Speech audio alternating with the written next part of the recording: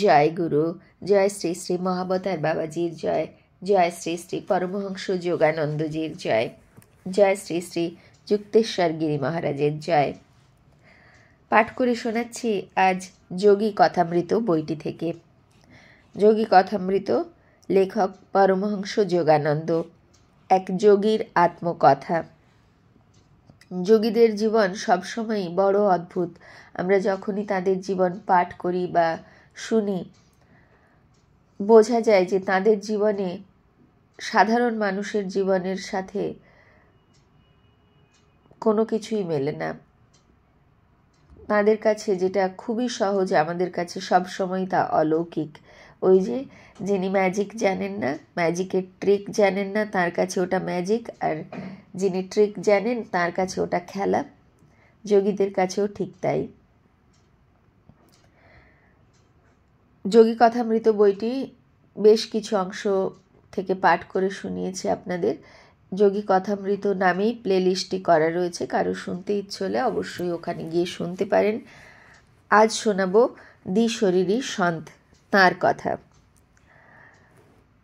বাবা, কোনো রকম চাপ ছাড়াই আমি যদি বাড়ি ফিরে আসি তাহলে দর্শন যাত্রার জন্য আমাকে বেনারসে যেতে দেবেন তো? আমার বিভিন্ন স্থানে ভ্রমণের ব্যাপারে আমার বাবা খুব কমই বাধার সৃষ্টি করতেন। আসলে আমার সাথে আমার কয়েকজন বন্ধু থাকতো।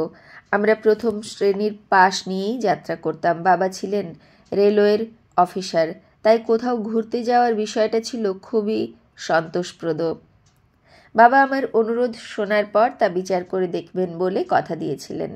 পরের দিন তিনি বারেলি থেকে বেনারস আসা যাওয়ার 2টি টিকিট, কয়েকটা 1 টাকার নোট আর 2টি চিঠি আমার হাতে দিয়ে বলেন, বেনারসে আমার এক বন্ধু কেদারনাথ বাবুকে একটা কাজের বিষয়ে প্রস্তাব পাঠাতে হবে।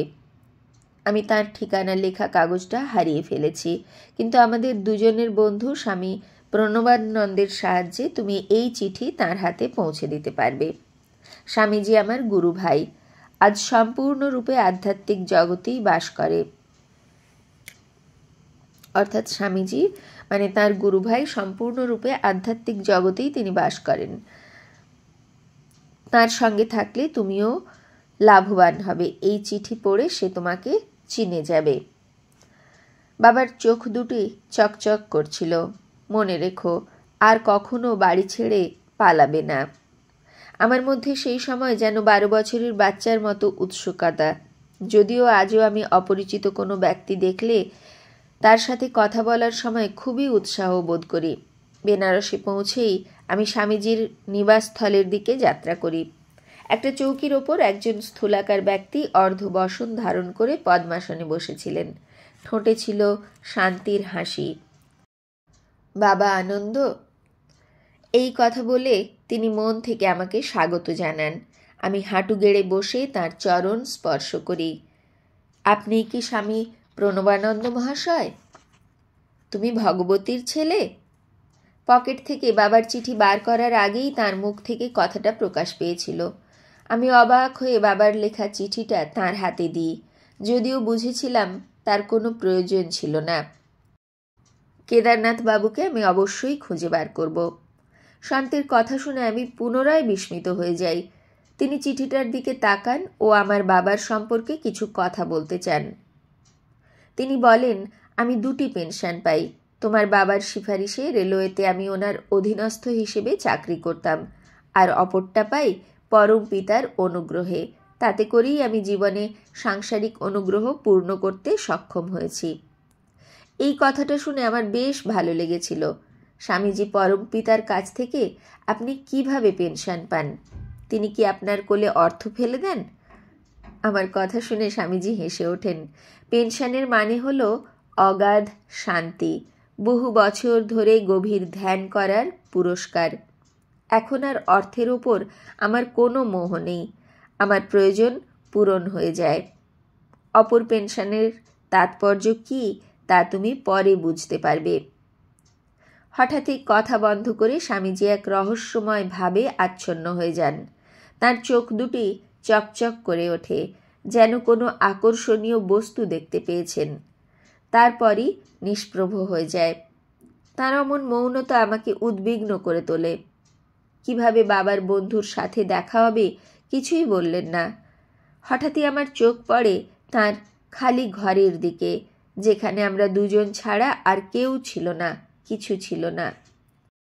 হঠাৎই তিনি বলেন, ছোট মহারাজ, চিন্তা করো না, যার কথা ভাবছ সে আধা ঘন্টার মধ্যে এখানে এসে পড়বে। যোগীবর আমার মনের কথা পড়ে নিয়েছিলেন। তিনি পুনরায় মৌন হয়ে যান। 30 মিনিট বাদে তিনি নিজেই উঠে দাঁড়ান। বলেন, মনে হচ্ছে কেদারনাথ বাবু দরজার কাছে এসে গেছেন। কোনো রকম বার্তা না দিয়ে কিভাবে উনি বাবার বন্ধুকে ডেকে পাঠালেন আমি সেটাই বুঝতে পারছিলাম না। আমি দরজার বাইরে গিয়ে সিঁড়িতে এক গৌরবপূর্ণ ব্যক্তিকে দেখতে পাই। তাকে দেখে মনে হচ্ছিল তিনি খুবই তাড়ায় আছেন। আমি উত্তেজিত হয়ে আওয়াজ দিই, আপনি কি কেদারনাথ বাবু? তিনি হেসে বলেন, আর তুমি ভগবতীর ছেলে, তাই তো? এখানে আমার জন্য অপেক্ষা করছো। কিন্তু মহাশয়, আপনি এখানে কিভাবে এলেন? 1 ঘন্টা আগে আমার গঙ্গা স্নান শেষ করার পরেই স্বামী প্রণবানন্দজি আমার কাছে গেছিলেন। আমি ওখানে আছি তা সে কিভাবে জানলো জানি না। আমাকে বলেন, ভগবতীর ছেলে আমার বাড়িতে তোমার জন্য অপেক্ষা করছে, তুমি আমার সাথে যাবে? আমি খুশি মনে তৈরি হয়ে যাই। আমরা দুজনে একসাথেই আসছিলাম, কিন্তু হঠাৎই সে আমাকে ছেড়ে এগিয়ে গেল। তারপর আমাকে বলল, আমার বাড়ি পৌঁছাতে তোমার কতক্ষণ লাগবে? আমার একটু কাজ আছে, তুমি সোজা আমার বাড়ি চলে এসো, ওখানেই অপেক্ষা করব। উনি দ্রুত পায়ে চলে আসেন। আমার পক্ষে যতটা শীঘ্র আসা সম্ভব ছিল আমি ততটাই শীঘ্র এসেছি। কেদারনাথ বাবুর কথা শুনে আমার মাথায় কিছুই আসছিল না। আমি তাকে জিজ্ঞাসা করি, তিনি স্বামীজিকে কতদিন ধরে চেনেন? গত বছর ওনার সাথে দেখা হয়েছিল। আজ স্নানের ঘাটে তাকে দেখে আমি খুবই খুশি হই, কিন্তু তার কথাগুলো আমার বিশ্বাস হচ্ছিল না। আমি তাকে জিজ্ঞাসা করি, আপনার সাথে সত্যিই স্বামীজির দেখা হয়েছিল? এই কথাটা শুনে উনি খুব রেগে যান। তিনি বলেন, আমি মিথ্যা বলছি না। স্বামীজি আমাকে না বললে আমি কিভাবে জানলাম তুমি আমার জন্য অপেক্ষা করছো? তখন আমি তাকে সম্পূর্ণ বিষয়টা খুলে বলি। আমি তাকে জানাই যে আমি 1 ঘন্টা আগেই তার কাছে এসেছি, আর তারপর থেকে এক মুহূর্ত উনি আমার চোখের বাইরে যাননি। তার চোখ দুটি ছলছল করে ওঠে। আমি কোনো দিনও এমন চমৎকার কোনো ঘটনা দেখব তার আশা ছিল না। এতদিন মনে হতো স্বামীজি একজন সাধারণ মানুষ, কিন্তু এখন দেখতে পাচ্ছি উনি আর একটা শরীর ধারণ করতে পারেন, তার দ্বারা কাজও করতে পারেন। আমরা একসাথেই তার ঘরে ঢুকি। কেদারনাথ বাবু বলেন, এই রকম অর্ধবস্ত্র ধারণ করেই তো উনি আমার সামনে গেছিলেন।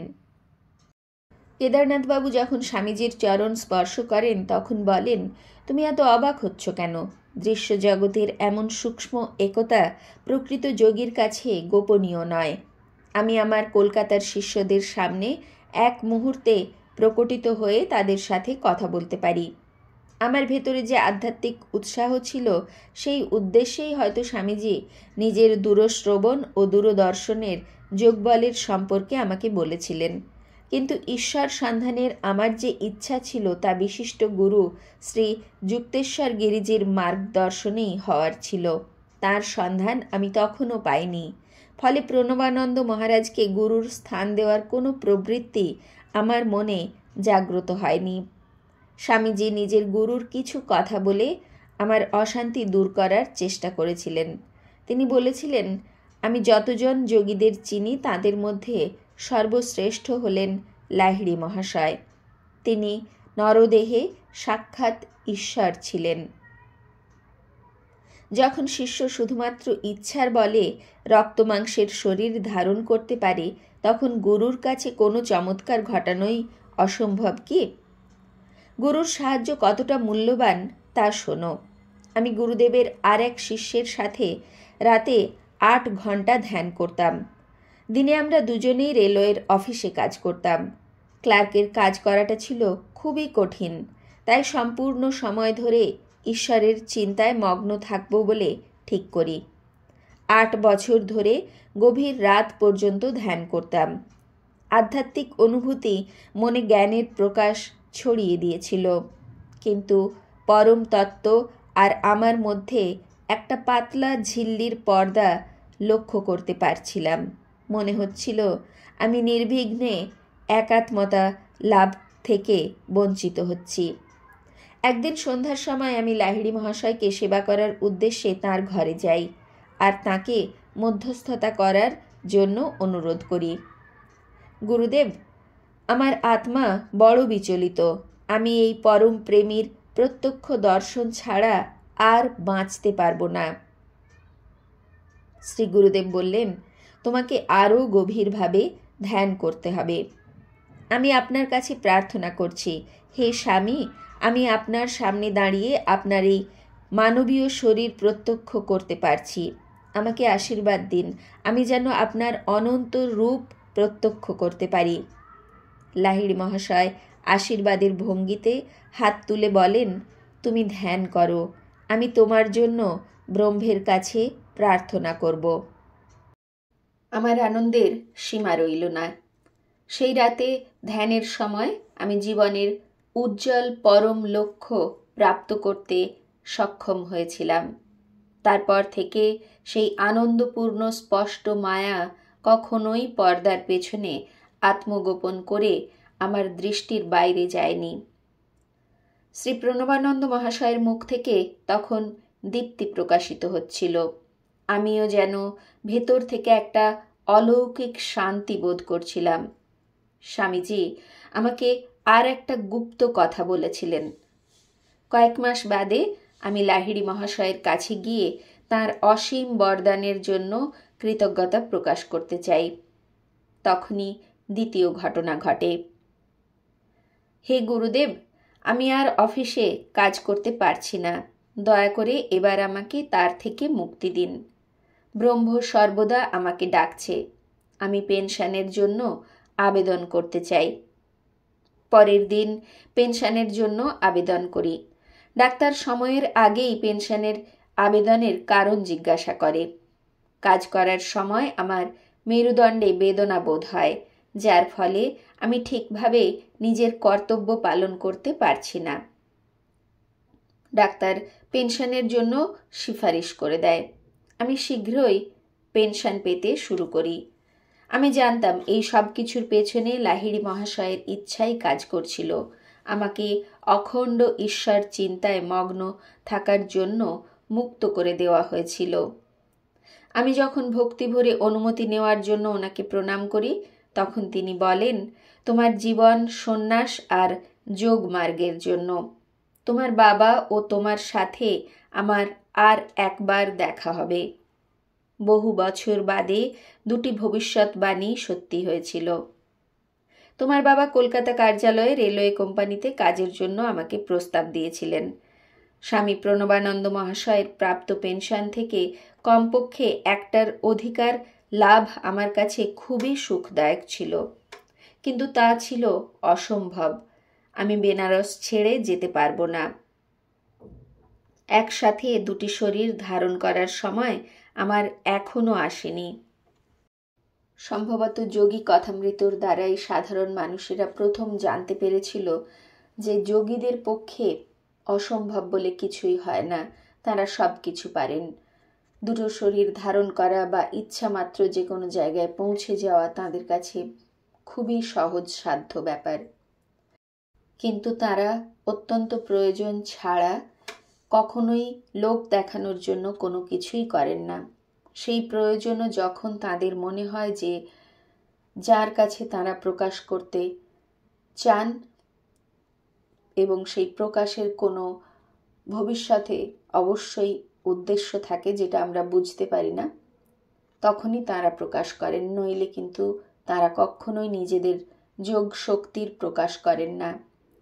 তপভূমি নর্মদাতে আমরা বারবার বিভিন্ন মহাপুরুষদের যোগ বলের শক্তির পরিচয় পেয়েছি।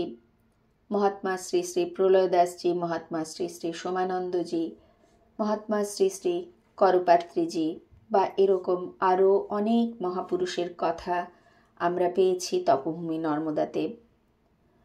তপভূমি নর্মদার সেই সমস্ত মহাত্মা এবং আরও নানা যে মহাত্মা রয়েছেন আমাদের আশেপাশে, লক্ষ্যে অলক্ষ্যে, তাঁদের সবার শ্রীচরণে শ্রী গুরুদেবের মাধ্যমে প্রণাম জানিয়ে আজ এই পর্যন্তই। জয় গুরু, গুরু কৃপাহি কেবলম। জয় গুরু।